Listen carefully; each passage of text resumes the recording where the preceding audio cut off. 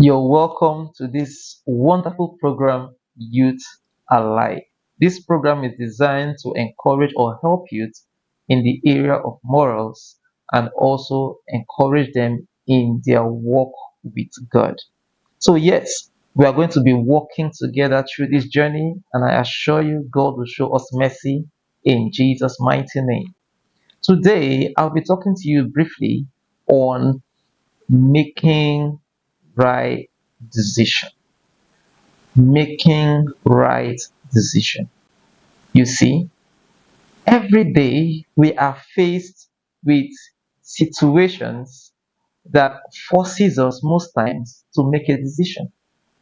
As long as we are alive, as long as we are living, we must make decision. And I came across a passage in the Bible that's so scary. It scares the hell out of me. And that's Proverbs chapter 14, verse 12.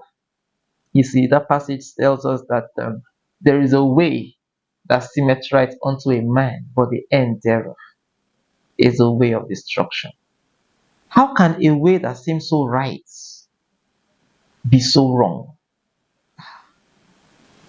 That's quite troubling. You get the results of the action you took at the end of the journey, not even at the beginning, not at the middle.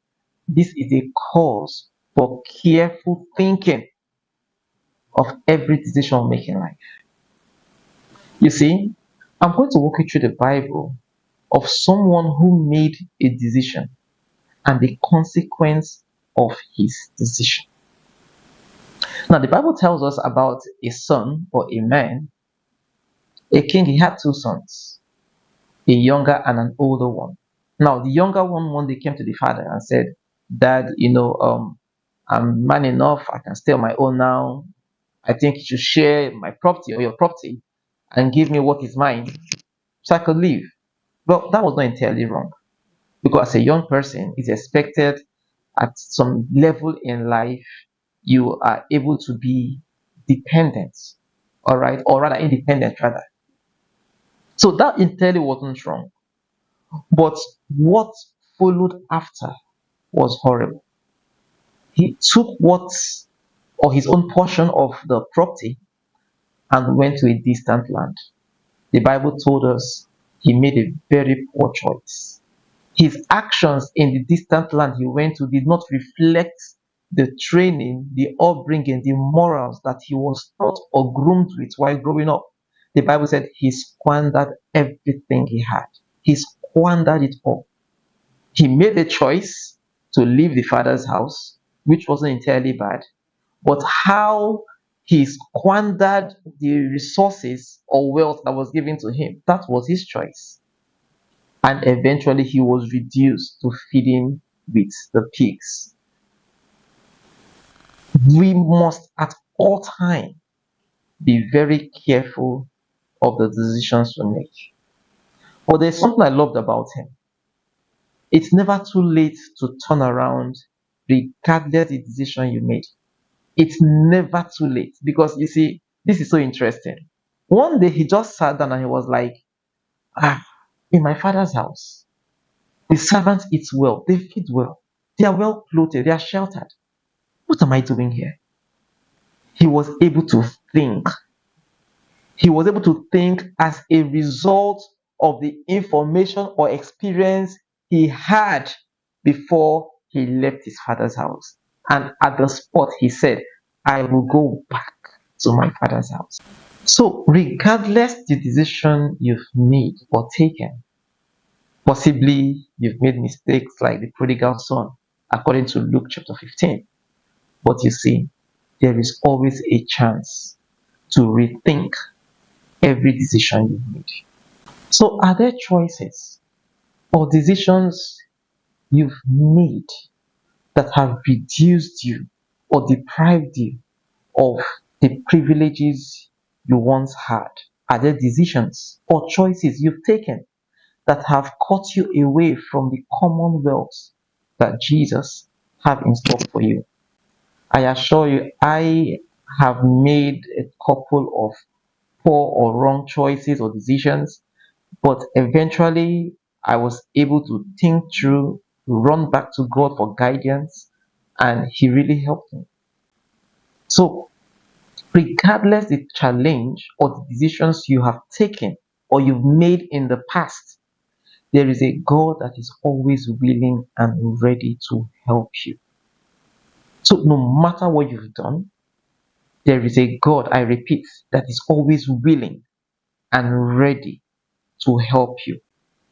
One thing I love about this guy was he didn't just, you know, make his mistakes and started crying or threw a pity party, and he was like, oh, what have I done? This, that, I'm now reduced to this, that.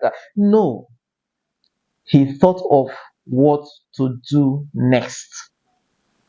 So no matter how bad a decision is, and no matter how bad a consequence is, there is always a room to improve or to change.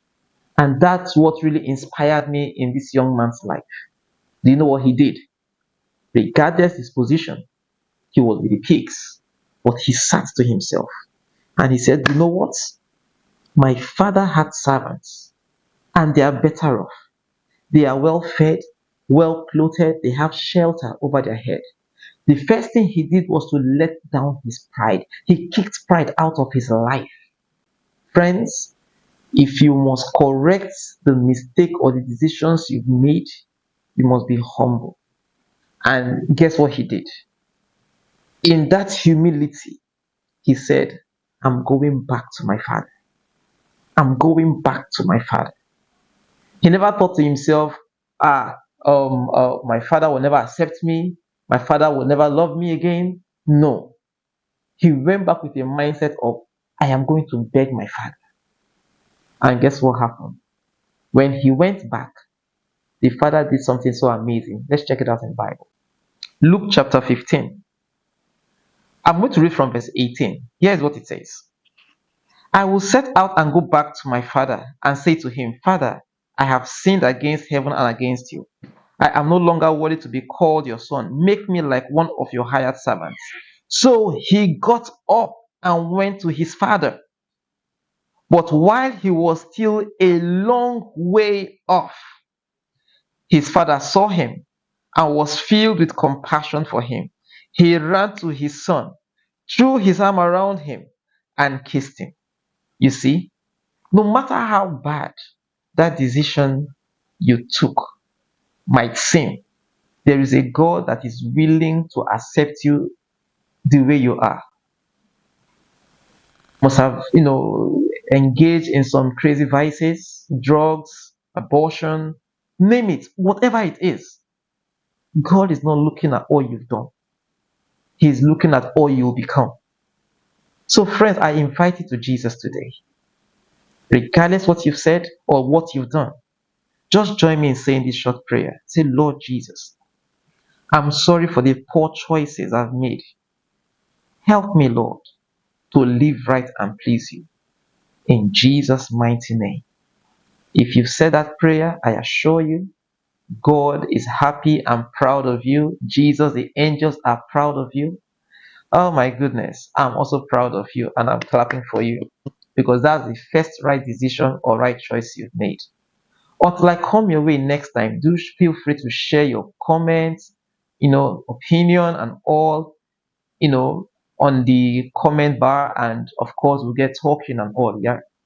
God bless you. Have a wonderful day. Till I come your way next time, this is Youth Alive. God bless you. Shalom.